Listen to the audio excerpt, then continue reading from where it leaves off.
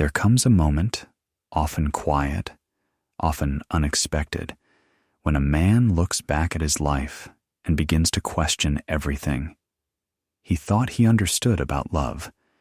It doesn't arrive like a lightning bolt. It creeps in. Maybe after heartbreak, maybe after years of being the nice guy with nothing to show for it but confusion.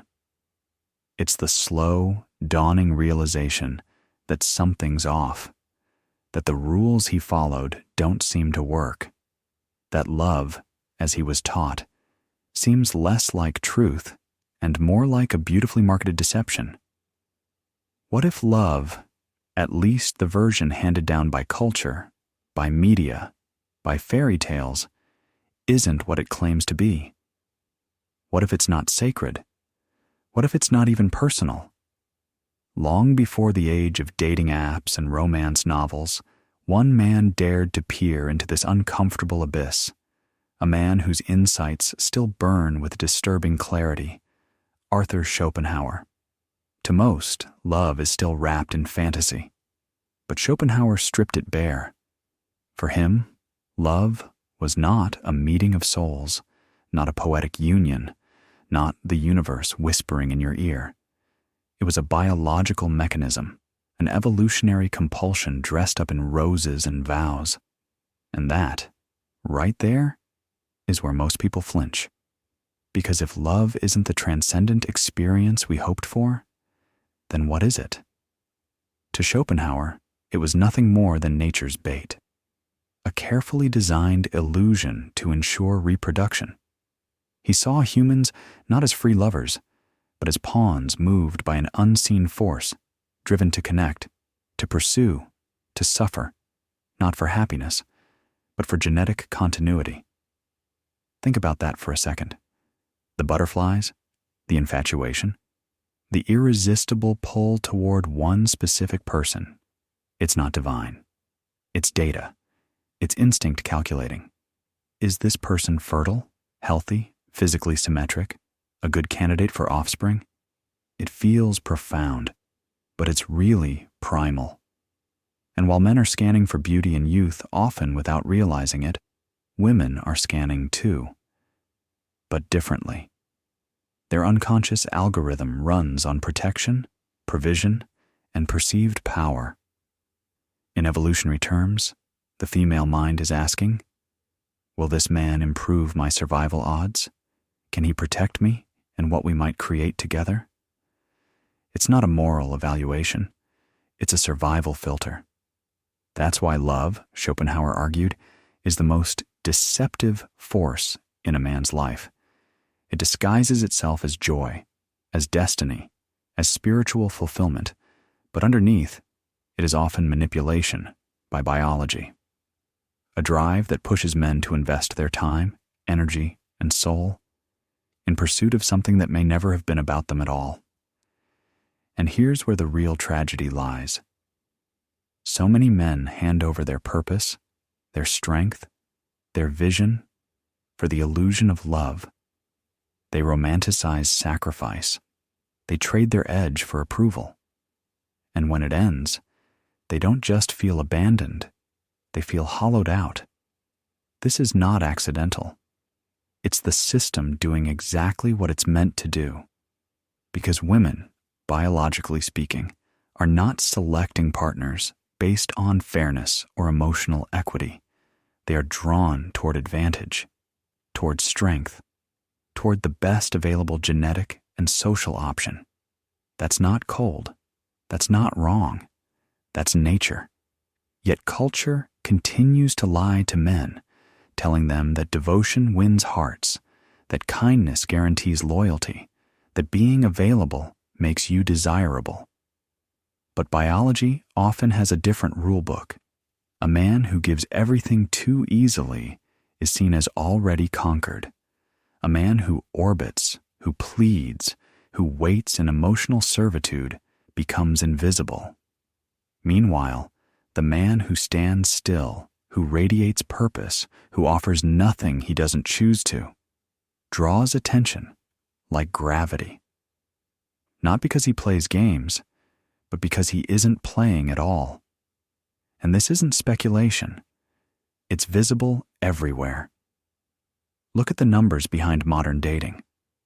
A small percentage of men receive the overwhelming majority of female interest, not because they're better, but because they signal value, status, selectivity, power. Look at marriage. The myth says commitment brings security. The truth? Many men discover too late that being chosen once does not mean being valued forever. The same instinct that draws a woman in can later draw her elsewhere, towards someone she now perceives as the superior option. History repeats this lesson again and again. Men build kingdoms for women who vanish. Men fight wars over women who forget. Men sacrifice futures for women who were never invested. Is that her fault? Not necessarily. It is simply the unfolding of unconscious design. And once you see this, you can't unsee it. The truth isn't here to make you bitter. It's here to wake you up. Because only when a man understands the mechanics of love can he begin to move through life with clarity, not chasing illusions, not bending himself to fit an ideal, but walking his own path, aware, grounded, unshaken. This isn't a rejection of love. It's a liberation from its false promises. Love can still be real. It can still be beautiful, but only when it's chosen freely. Not as a reaction, not as a compulsion, not as a surrender to instinct, but as a conscious alliance between two sovereign individuals. Until then, many men will remain trapped in the dream. But for those who awaken, the world changes forever. At some point in a man's life, usually after he's given his best to someone who barely noticed, a question starts to whisper from the edges of his consciousness. Why does love, as I was taught, feel like a trap? Not the poetic kind of trap, the kind you want to fall into. Number A, quieter, more deceptive kind. The kind that promises connection but demands your identity. The kind that rewards your devotion with distance. And in this moment of confusion, when his gestures go unnoticed, his consistency unrewarded, his loyalty met with silence, he begins to question the equation. It's here that the teachings of Arthur Schopenhauer strike like cold wind through an open window, not as an answer, but as a piercing observation. Love does not respond to fairness. It responds to force, not force in the physical sense, but in the existential one. Force of presence, of detachment, of being whole unto oneself. Schopenhauer understood something most men are never told, that love is not distributed according to merit. The most generous heart does not always receive affection. The most committed man is not always the one chosen. In fact, devotion often has the opposite effect. It disqualifies. Because in the unseen architecture of desire, need is not attractive. Independence is. Women, like men, are driven by instincts far older than words. And while they may appreciate kindness, it is not kindness alone that magnetizes them. It is strength, subtle, quiet, unshakable strength. This is why the man who needs nothing often ends up with everything, while the man who gives everything often ends up with nothing. But this understanding doesn't come easily.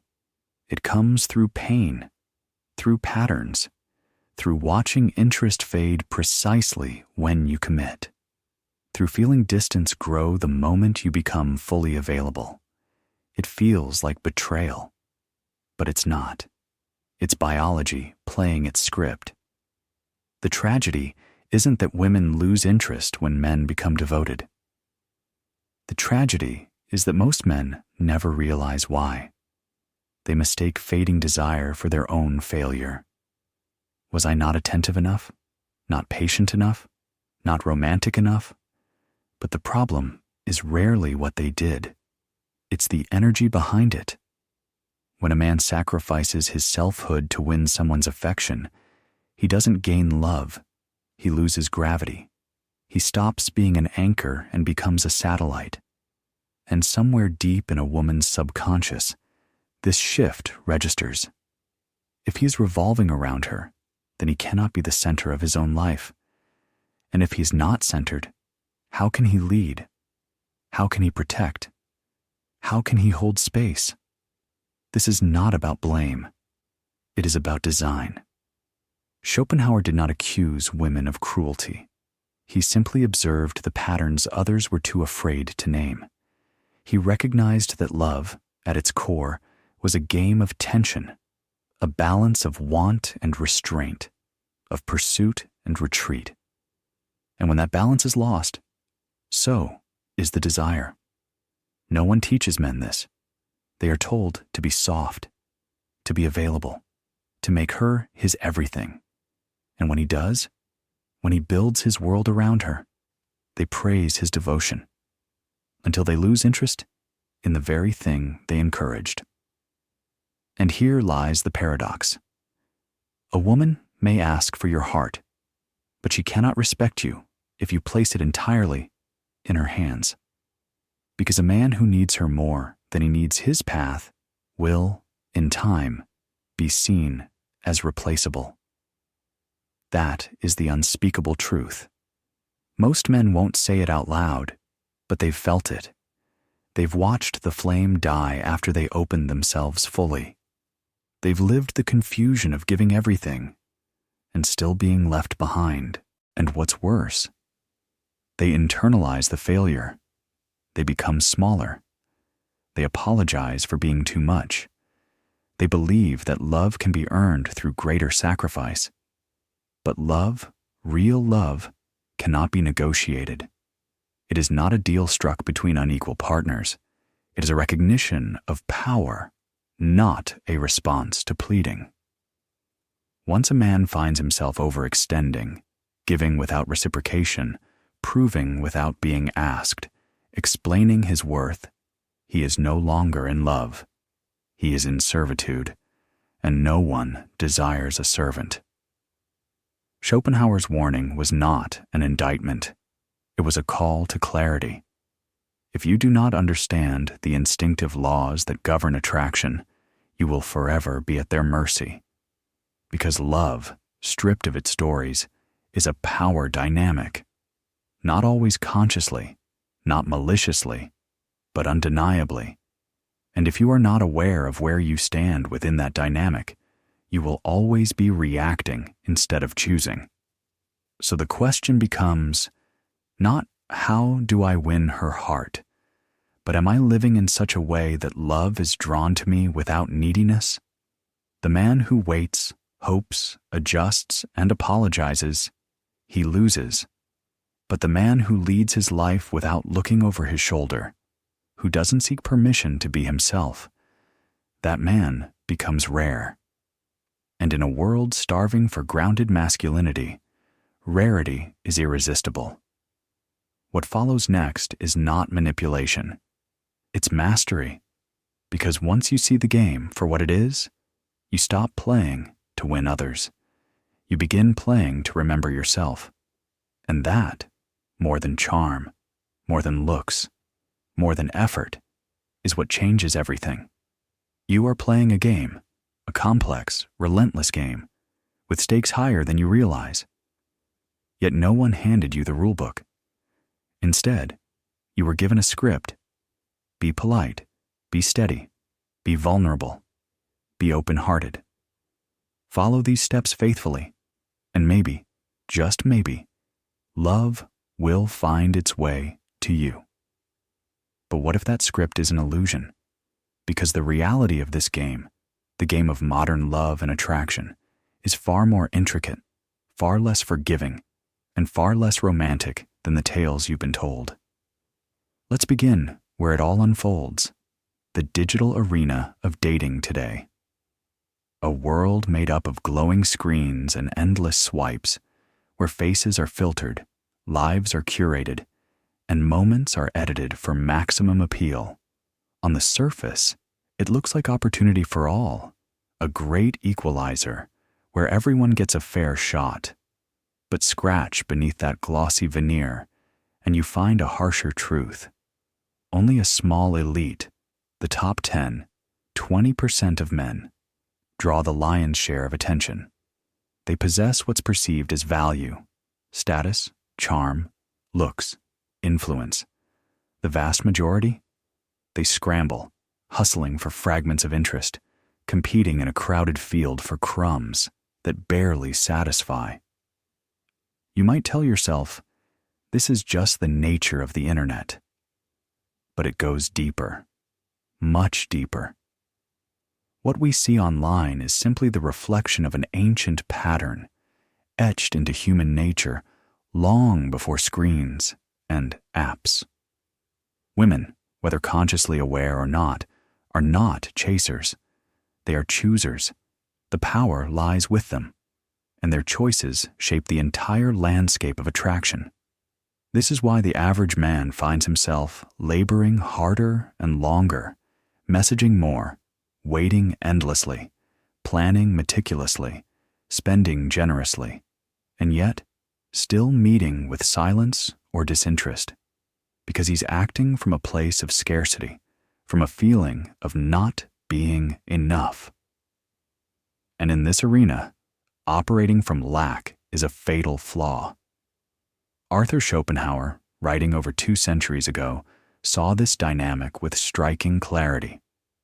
Though he had no knowledge of swipes or followers, he understood a fundamental truth. Women's instincts guide them to seek the best possible option available at any moment. When a man ceases to fit that ideal, nature quietly, inexorably nudges her towards something else. This is not cruelty or malice. It is survival encoded in biology. A woman's internal clock ticks steadily onward, her decisions carrying weight beyond the moment. Her instincts are finely tuned to recognize strength, status, and confidence, the signals of a man who can offer more than fleeting affection. And here lies the paradox. Much of this process unfolds beneath the veil of conscious thought. She may not be able to articulate why her interest fades, but she feels it deeply, and her actions follow.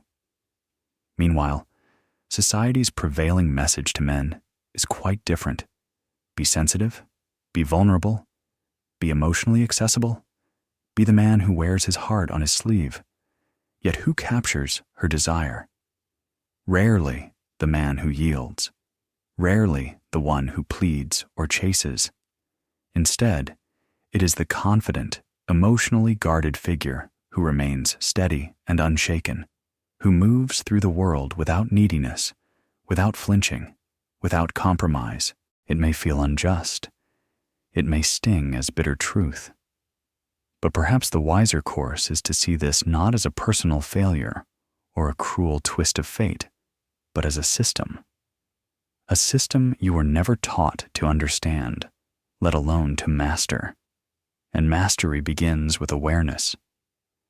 Take a moment to peer beneath the surface of relationships, especially those meant to last.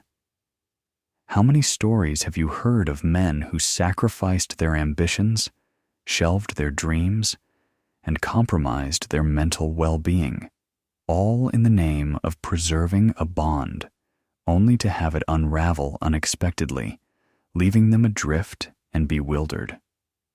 Arthur Schopenhauer named this phenomenon with stark precision, the tyranny of possession. The moment a man believes he has secured a woman's loyalty, a subtle shift occurs. He relaxes his guard, offers more freely, perhaps even loses the fire that once propelled him. And what follows? Attraction diminishes, almost imperceptibly at first. Because on some deep, instinctual level, she senses a decline in value. And value, in this delicate dance, is the currency of connection. This isn't a call to cold calculation or manipulation. Rather, it's an invitation to comprehend the unspoken choreography that governs human intimacy. Every interaction between a man and a woman is laced with silent trials, tests of character and strength that shape the very fabric of attraction.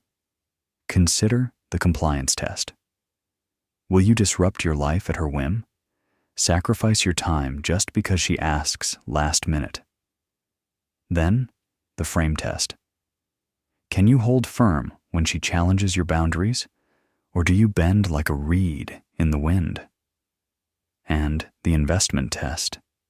Will you pursue relentlessly when she withdraws, or do you retreat in doubt? Fail these tests repeatedly, and without warning, your place in the hierarchy crumbles. She won't explain the change. She might not even consciously grasp it herself. But the atmosphere shifts. The warmth cools. The dynamic collapses. It's not because you lacked love. It's because you failed to hold the frame. Schopenhauer did not mince words. Women are instinctively crafty and have an innate talent for deception. Yet this isn't about deceit in the malicious sense.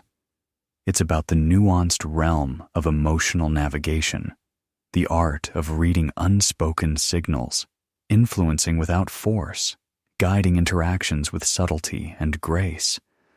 When a man desires something, he asks directly, he pushes, he fights to claim it. When a woman desires something, she orchestrates it so that it feels like your own idea. This is emotional influence at its highest form, the quiet power underpinning the dance of attraction. Most men, however, remain unaware of this invisible hand steering the relationship. They believe themselves in command, the captains of their fate.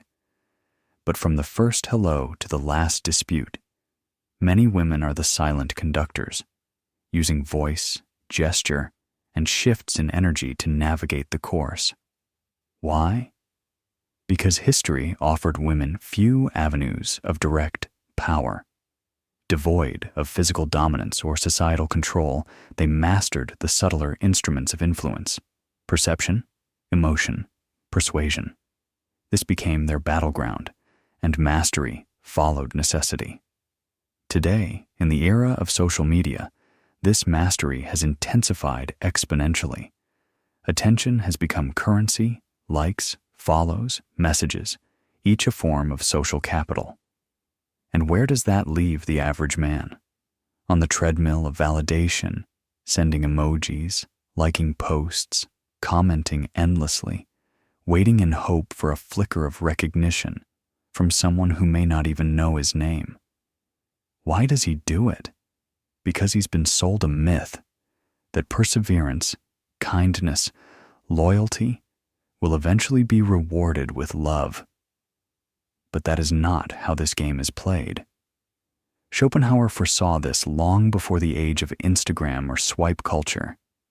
He understood the fundamental code beneath attraction. Female love is conditional, tethered to a man's utility, his strength, status, and the value he offers. Men aren't loved simply for who they are. They're loved for what they do, what they bring. And once that usefulness fades, so does affection. This truth may feel harsh, yet it carries a freedom of its own. To see clearly is to cease taking rejection personally. This isn't an indictment of women. It's a revelation of the system, and an urgent call to reclaim your place within it. You do not conquer this game by pleading for loyalty. You conquer it by commanding respect. Respect born from standing firm, valuing your own time, and ceasing the relentless chase for external approval. If you want her to stay, stop making her your mission. Make yourself your mission. Schopenhauer's purpose wasn't to dismantle romance, but to reveal its machinery, to pull back the curtain so you can witness the gears turning beneath the illusions. Once you do, everything shifts. You no longer react. You begin to lead. But this is only the beginning, because the greatest transformation occurs when you stop seeking to win her and start learning to win yourself. Here is the profound truth many evade. It was never truly about women. Every caution Schopenhauer uttered, the hard truths of attraction, the biological chess match, the emotional maneuvering, wasn't about casting blame. It was about holding up a mirror. When you stop blaming others, you confront the real challenge, yourself. This is not a judgment. It is a liberation. The greatest lie men believe today is that love is the ultimate prize, that a man's worth is measured by how deeply he is desired, how swiftly he secures a partner. Yet, the men who truly succeed, the ones who triumph in life, are not chasing love. They are chasing mastery. Hear this clearly. When a man cultivates a purpose so vast that it eclipses his need for validation, everything changes. No longer does he orbit others, begging for their approval. Instead, others orbit him. Because women are drawn to gravity, not desperation.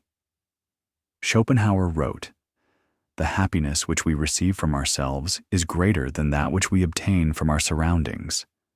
In other words, when you cease searching outward for wholeness and instead summon strength from within, you become untouchable.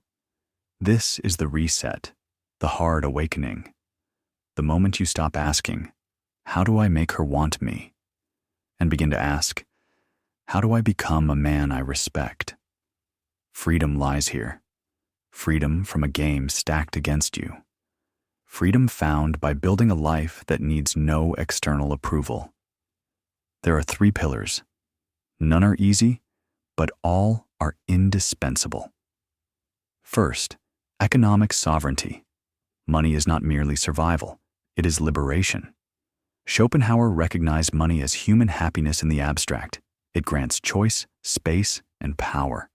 A man who commands his finances, controls his time, and frees himself from dependency can walk away from any situation that demands disrespect. If you desire to be treated differently, begin by never tolerating disrespect in exchange for mere sustenance. Second, philosophical depth. Many drift through life asleep, numbed by distractions. The exceptional man sharpens his mind. He reads, he questions, he pierces illusions. Schopenhauer was no bitter curmudgeon. He was a surgeon of truth, slicing through comforting lies to reveal reality. Modern life bombards you with noise, dopamine traps, social drama, endless scrolling. The man who can sit quietly with himself, distilling clarity from chaos, becomes formidable. He is no longer programmable. He is free. Third, physical mastery. Strength is not about vanity. The body is the vessel of will. Discipline forged in sweat and pain translates into endurance of spirit. When your body is strong, your presence shifts. Your posture commands space. Your voice carries weight. These pillars serve no purpose in impressing others. They are the foundation of self-sovereignty. Financial independence, mental clarity, and physical discipline free you from the need to prove yourself. You cease chasing. You become magnetic. And here lies the irony. Only then do women see you differently. Not because of pretense or gamesmanship, but because you no longer need them. And that energy resonates deeply. Schopenhauer's most profound insight was not about women, but about suffering. To live is to suffer, he said. Yet understanding suffering is the path to transcendence. He wrote, "The safest way of not being very miserable is not to expect to be very happy. This is not pessimism. It is armor. When you release expectations, the world's slights lose their sting. The man who no longer seeks validation is immune to manipulation. The man who stops chasing illusions becomes focused, calm, and decisive. He chooses his battles and wins them. In that space, he leads, not just in love, but in life. He becomes the man others respect, the one whose words carry weight, the one who commands admiration, not through availability, but through anchored presence. This is the vision Schopenhauer offered, that we lose ourselves trying to be like others, breaking, bending, diluting our essence for acceptance. But reclaiming your soul requires stopping that surrender. There is no war between men and women. There is only confusion and miscommunication. The man who sees clearly does not rage against the system. He transcends it. So ask yourself, will you keep begging for fairness in a game never meant to be fair? Or will you rise, becoming a man so rare and resolute that no heartbreak or betrayal can shake your core? The choice is always yours. Schopenhauer didn't hand out red pills. He handed out mirrors. And the moment you stop flinching from your reflection, that is when your true life begins. This isn't the easy story you wanted to hear. But sometimes the most freeing truths are the ones that sting. Schopenhauer wasn't here to condemn women. He was here to shatter illusions. And through that shattering, he gave men a choice: remain lost in shadows or step boldly into their own light. If you've listened this far, you're not like most men. Most will keep playing by broken rules, hoping for a different outcome. But not you. You're here because you know it's time to stop reacting and start building. Strength, purpose, clarity. If this exploration has stirred something within you, share your thoughts in the comments or simply your presence. Thank you for walking this path with us today. If this journey has stirred something within you, reflection, awareness, even clarity, know that you are not alone.